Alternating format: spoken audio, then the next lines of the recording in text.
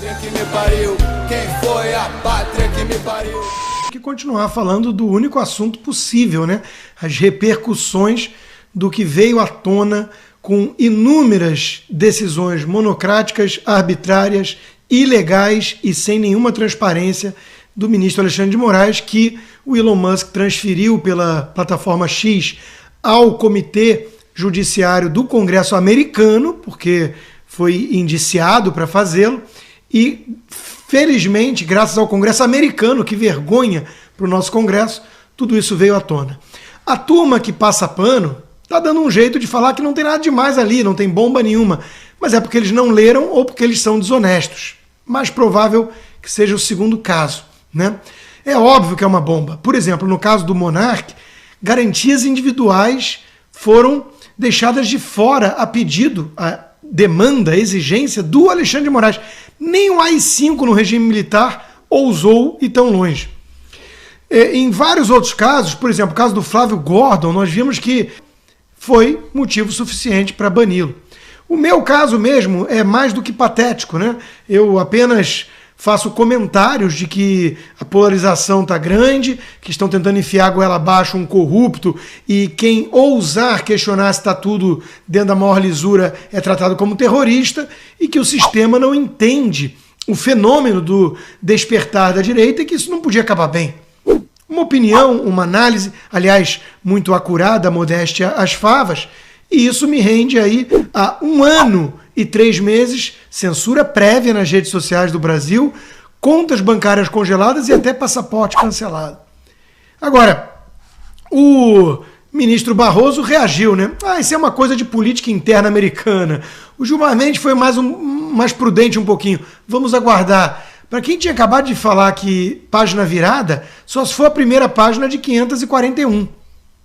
Porque nós queremos continuar virando essas páginas e entender o que está acontecendo. Aliás, entender, nós já sabemos, o próprio Elon Musk tweetou também, né, que houve óbvia ingerência do Alexandre de Moraes nas eleições do Brasil. E é disso que se trata, em essência. Tivemos eleições em que o árbitro do TSE não era apenas torcedor de um dos lados, era alguém que entrava em campo, chutava a bola a gol, ficava na frente do outro, marcava pênalti inexistente e no limite, dava gol para o time dele, né? Tudo isso, aliás, provocado por Zanin, o escritório do Lula, que depois foi agraciado com uma cadeira suprema também. Tá tudo em casa, é um timaço, né? É um timaço. Olha, o Brasil está exposto em praça pública. Quem finge que não vivemos um estado de exceção, uma ditadura, está sendo cúmplice da ditadura. Não há como uma pessoa com um mínimo de honestidade intelectual olhar o que está acontecendo e julgar que é tudo dentro da normalidade institucional. Há muito tempo que o Brasil virou uma juristocracia em que os ministros do Supremo, em especial Alexandre de Moraes, querem empurrar a história, derrotaram o bolsonarismo, criminalizaram a direita e dizem abertamente que estão preocupados com o avanço dos conservadores. São agentes políticos com uma caneta de magistrado nas mãos. E a última instância do Poder Judiciário. Se isso não é grave, se isso não é ditadura, eu não sei o que é. Democracia é que não é. Prudente a gente encerrar a semana relembrando os últimos capítulos da novela Twitter Files Brasil, porque as notícias estão muito aceleradas e às vezes fica difícil a gente entender a dimensão que isso ganhou internacionalmente. Então essa semana a gente teve aquela publicação, a divulgação de mais de 500 páginas de um relatório feito por um comitê judiciário do Congresso americano, algo equivalente à CCJ aqui do Congresso brasileiro, em que eles expõem detalhadamente não só arquivos do Twitter que o Elon Musk enviou para o Congresso, porque ele foi demandado a fazer isso, não foi vazado como a imprensa brasileira militante está dizendo aí, ele foi demandado por autoridades do legislativo americano a entregar os documentos que ele tinha e respeitando a lei, ele fez isso. Aí o relatório do Congresso americano vem com todo o detalhamento, revelando o nível da censura do Brasil, as principais autoridades, autoridades que eu digo são deputados, né, senadores, os principais jornalistas e influenciadores digitais censurados e razão nenhuma explicação para isso. E por mais que a assessoria de imprensa do Supremo Tribunal Federal, do STF, tenha dito que esse vazamento foi seletivo, ou insinuado que esse vazamento foi seletivo, chama de vazamento, porque não contém toda a argumentação e tal, o Elon Musk entregou o que ele tinha. E o que ele tinha era isso, ofícios do Alexandre de Moraes determinando censura a pessoas, a perfis por completo de parlamentares, de jornalistas, isso tudo em período eleitoral. Aí, nesta quinta-feira, o jornalista americano Michael Shellenberger, que é o responsável pela divulgação dos Twitter Files Brasil, junto com 2 brasileiros, o Davi Agap, que é um jornalista investigativo independente, e o Eli Vieira Júnior, que é um articulista da Gazeta do Povo. Todo o Twitter Files foi publicado também dentro da Gazeta do Povo. O Michael Shellenberger vem a público e num vídeo em inglês, mas que pode ser traduzido facilmente, está dizendo está traduzindo também um pouco do que foi o relatório emitido pelo Comitê Judiciário do Congresso americano e está explicando o quanto isso configura censura durante o período eleitoral, interferências no processo eleitoral brasileiro, deslealdade com um dos candidatos, no caso Bolsonaro, para favorecer outro candidato, no caso o presidente eleito Lula. Aí o Elon Musk retuita Shellenberger de novo, né? Porque isso tudo começou lá quando começou o Twitter Files, porque Elon Musk retuita o Shellenberger. Aqui o Elon Musk retuita no início da noite desta quinta-feira dizendo o seguinte: De Moraes interferiu absolutamente nas eleições brasileiras. Isso aqui vai dar muito pano para manga, isso aqui vai ter mais consequências no Brasil e já teve outras pessoas explorando, desculpe, minha voz está falhando um pouquinho, já teve outras pessoas explorando mais alguns detalhes que saíram nesse relatório, como, por exemplo, a questão do Oswaldo Eustáquio. O jornalista Oswaldo Eustáquio teve a primeira ordem de censura contra ele no dia seguinte, ou enfim, momentos depois dele ter publicado que o sócio da esposa do ministro Alexandre de Moraes, o advogado Gabriel Chalita, foi o principal articulador da chapa Lula-Alckmin. Aí está dizendo aqui que está revelando que Alexandre de Moraes indicou Chalita para ser ministro da Educação do Lula. Em resumo, Moraes utilizou a estrutura do STF e do TSE para si próprio. Ele estava beneficiando um sócio da esposa dele num governo que ele estava ajudando a articular. Um ministro de uma Corte Suprema fazendo isso, e tem os documentos aqui comprovando essa conclusão. Então, veja o porquê da censura em muitos casos, porque denunciaram uma articulação que ele próprio vinha fazendo para favorecer o governo, que pelo que tudo indica ele estava apoiando, e a esposa que estava ali com o sócio sendo indicado para um ministério do governo que ainda seria eleito. Tudo, absolutamente tudo, uma lambança. E aí eu venho com o brilhante tweet do Rodrigo Constantino, nosso colega, né? E falando o seguinte: a conclusão mais evidente é esta: as eleições não foram válidas. O TSE agiu claramente para prejudicar um dos candidatos. Temos um presidente ilegítimo no poder.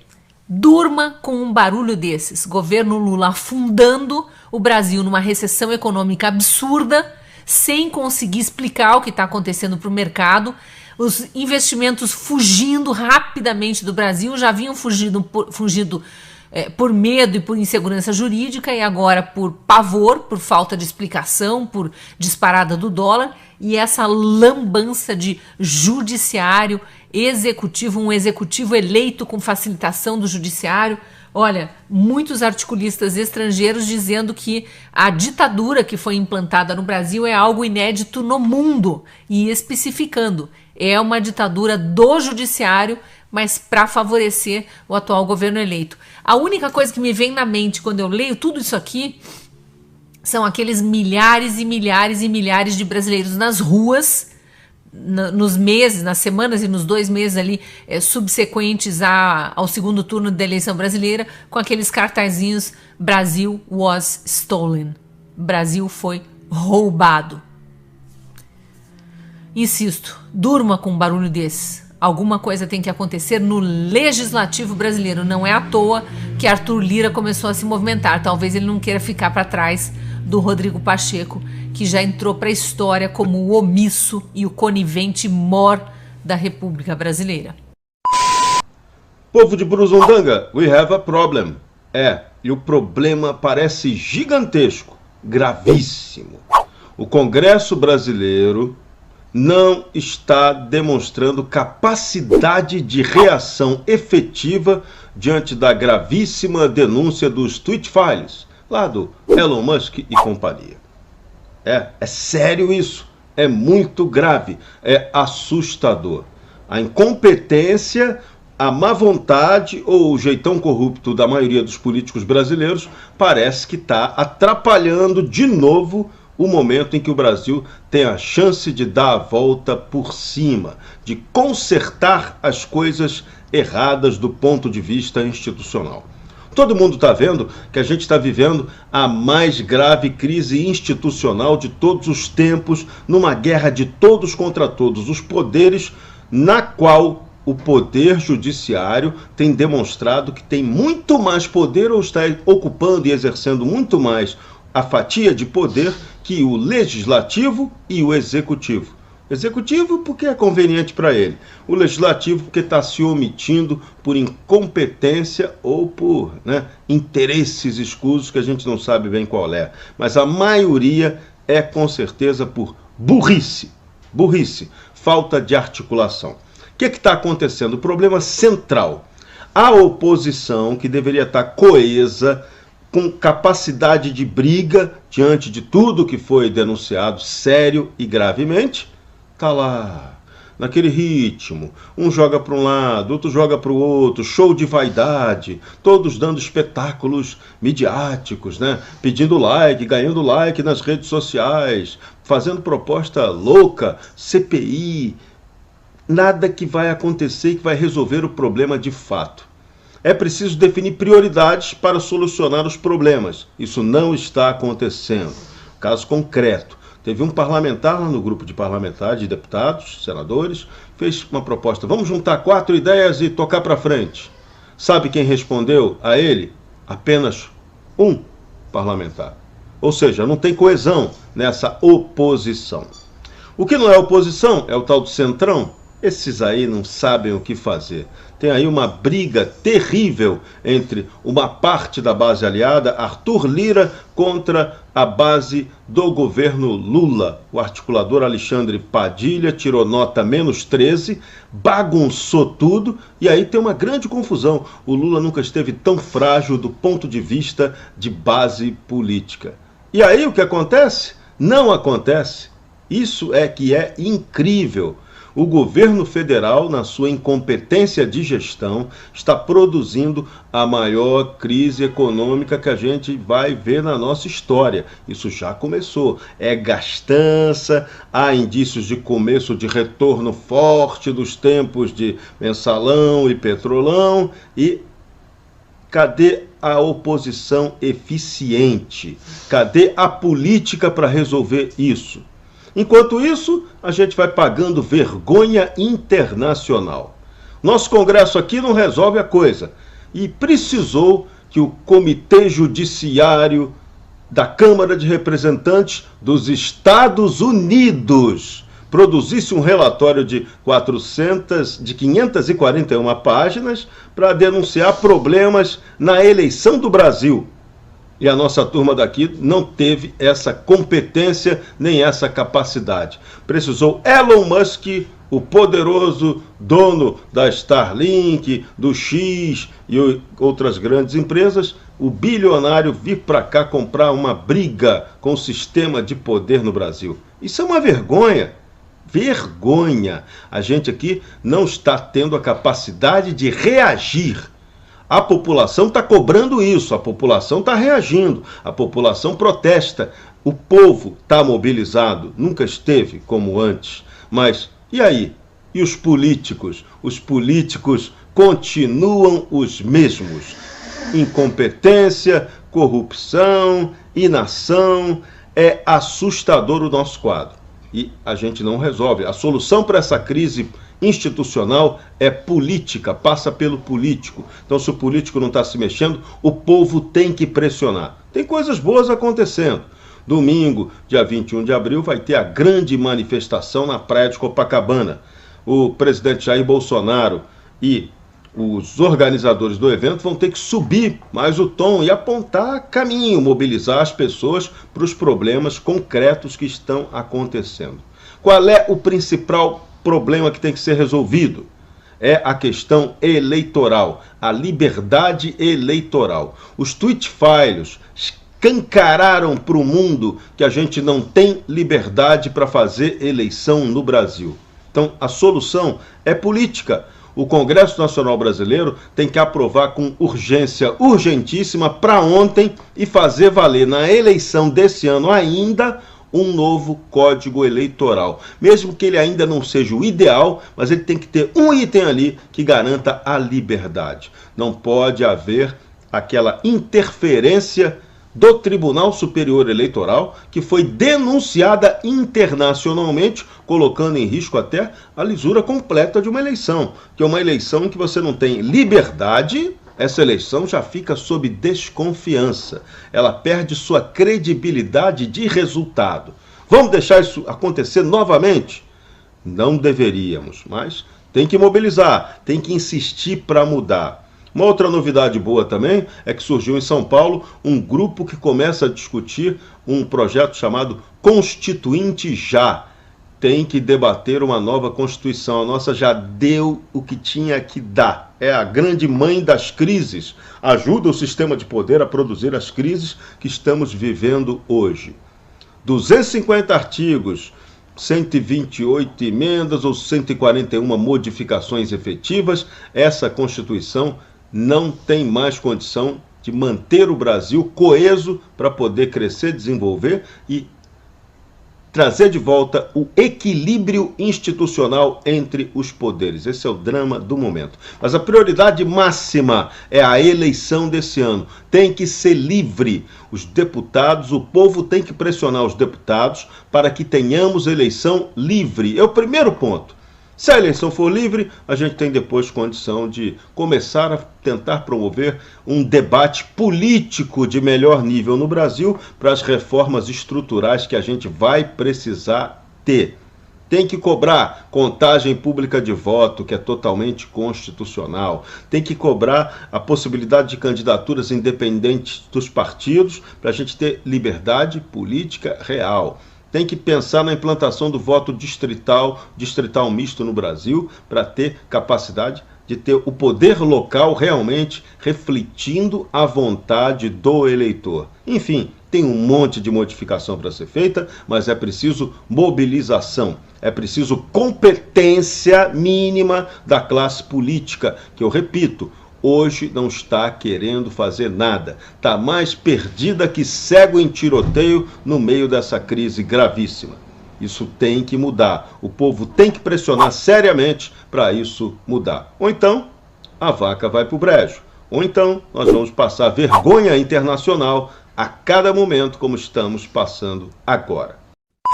Saiu notícia agora. Lula, Lira e Pacheco são intimados por Dino a darem explicações sobre a continuidade do orçamento secreto. O ministro Flávio Dino, do Supremo Tribunal Federal, STF, determinou que os presidentes da República, do Senado e da Câmara dos Deputados deem explicações sobre o cumprimento da decisão da Corte que tornou inconstitucional o chamado orçamento secreto. Lula, o senador Rodrigo Pacheco e o deputado Arthur Lira têm 15 dias para, se quiserem, prestar informações sobre o caso. O PSOL Autor da ação que levou à decisão do STF também foi intimado. O orçamento secreto refere-se às emendas parlamentares, cuja distribuição de recursos é definida pelo relator do orçamento. Sem critérios claros ou transparência, em 2022 a Corte declarou essa prática inconstitucional. Mas em 2023, organizações indicaram que a ordem pode não estar sendo seguida. Contudo, as entidades noticiam seguintes aspectos: uso indevido das emendas do relator geral do orçamento para efeito de inclusão de novas despesas públicas ou programações no projeto de lei orçamentária anual da União, emendas individuais na modalidade transferência especial, emendas PIX, alta opacidade, baixo controle e descumprimento da determinação de publicar informações relativas à autoria das emendas RP9 e à sua aplicação, escreve o ministro.